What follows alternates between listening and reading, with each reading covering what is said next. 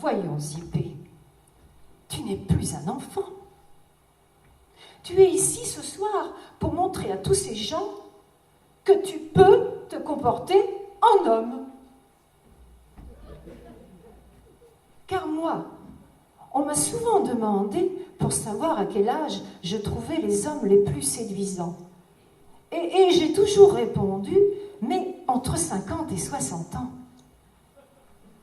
Tout homme est un démon que son dévergondage fit un jour éjecter du paradis, et de ces démons, de tout temps et de tous âges, celui que je préfère, c'est le démon de midi. Je ne cherche pas là à nier que le jeune homme ait la fraîcheur et le goût du jus de pomme. Mais petit à petit, au fil des années, ce jus devient alcool que l'on a raffiné. Et c'est dans la cinquantaine que l'alcool en question se trouve fin prêt à la consommation. Il a cette saveur et ce goût de vieux tonneau qui plaît aux connaisseurs. À maintes occasions, nous sommes toutes ébahis devant l'effort superbe du démon de midi. Tenez, en été sur les plages, des jeunes gens, dans la fleur de l'âge, jouent au volley-ball. Ils sautent, ils sont agiles. Oh, sauter à 20 ans n'a rien de difficile. Quand le père de l'un d'entre eux, un homme de 50-55 ans, veut rentrer dans le jeu, ce démon-là, à la chevelure grisonnante et à la ride conquérante autour des yeux, lui, il est formidable. Le mollet vigoureux, le fessier charnu. Ce sportif de la marche veut montrer à ses blancs-becs ce dont il est capable. À l'avant, à l'arrière, il donne de la voix, et quand le ballon sort, il crie « Laissez-le-moi » Ah, on le sent contracté. Mais ça, c'est parce qu'il rentre ce qui dépasse de son ventre ou de son estomac. À cet âge, le sportif fait double effort. Il rentre le ventre et le ballon sort. Il veut donner au spectateur l'image du taureau qui ne veut pas dételer. Ah, mais ça ne dure pas. Il se relâche. Et là, les muscles du taureau lui font un tour de vache. Le souffle devient poussif et le jeu, le souffle pressé. Et là, on entend quelqu'un crier « Viens, papa, il est midi passé !» Ah, mais cette défaillance n'est pas assez sévère pour forcer le démon de midi à se taire. En d'autres occasions, il va se déchaîner.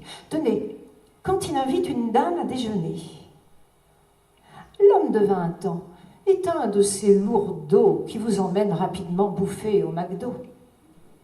Vous pouvez mourir de faim, en être malade, sans même vous consulter, il vous commande une salade. Mais l'homme de 50-60 ans, pour peu qu'il habite la France, il ne vous vole jamais sur la question bouffetance. Il sait qu'avec certains menus, il faut boire du champagne. Il vous fait goûter à des plats avec des tas d'épices. Et quand il y a de la volaille, il vous propose de la cuisse. Et s'il y a des radis, comme il a de la jugeote, il ne vous propose pas forcément la botte. Enfin, pas tout de suite, s'il sait vivre, quoi. Mais quel coup de fourchette ce démon de midi! Quand on arrive aux crèmes pâtissières, on sent que parfois le foie fait colère. Le teint devient rouge et le geste plus lent. Le pauvre gros chéri devient un peu somnolent. Mais ça ne dure pas. Un coup de bicarbonate et voilà le démon de midi sur ses pattes. Et même si le repas fut parfois indigeste, il est toujours fin prêt pour faire la sieste. Et le reste, bien sûr, on a vécu. Et en parlant de sieste, c'est bien dans ces occasions-là que la différence d'âge rentre en compétition. Moi, vous savez, je ne suis qu'un monceau d'innocence.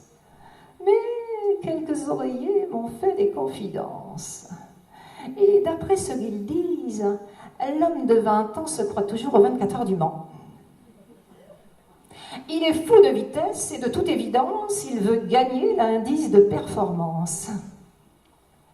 Mais l'homme de 50-60 ans, lui, il aime la nature. Il prend son temps, même pour enlever ses chaussures. Et enlever ses chaussures, c'est d'ailleurs quelquefois, pour un homme de son âge, les coulisses de l'exploit. Eh oui. Et l'exploit est a fortiori le fruit de l'expérience du démon de midi. Comme il veut tirer bénéfice de son moteur, il s'arrête quand il faut à la station-service. Mesdames qui m'écoutez, soyez donc raisonnables. Si vous avez en main ce modèle admirable, un homme d'âge mûr, superbe dans l'effort, ménagez-le, sinon vous auriez tort. Ne l'accablez donc pas de passion trop avide, tant va la cruche à l'eau qu'à la fin elle ne se vide. Et souvenez-vous toujours que lorsque midi sonne, il est midi passé et qu'il n'y a peut-être plus personne. Sitôt qu'un homme est mûr, entourez-le d'égards, car le meilleur démon, c'est celui de midi moins le quart.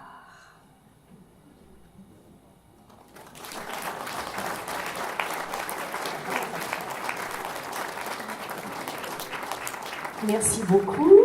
Bon, nous allons enchaîner avec notre prochain chanteur. Qu'est-ce que tu as ? Qu'est-ce que tu veux ? Ah, tu veux annoncer la prochaine chanson ? Ah bon, alors vas-y, on va te laisser faire. Qu'est-ce que tu nous fais là ? Tu fais une trompette. Qu'est-ce que t'as des gants ? Des gants blancs ? D'accord, une trompette, des gants blancs. Noir. Ah oui. Ah, un monsieur tout noir qui joue de la trompette. D'accord, ok. Ah oui, mais je crois savoir ce que c'est en fait.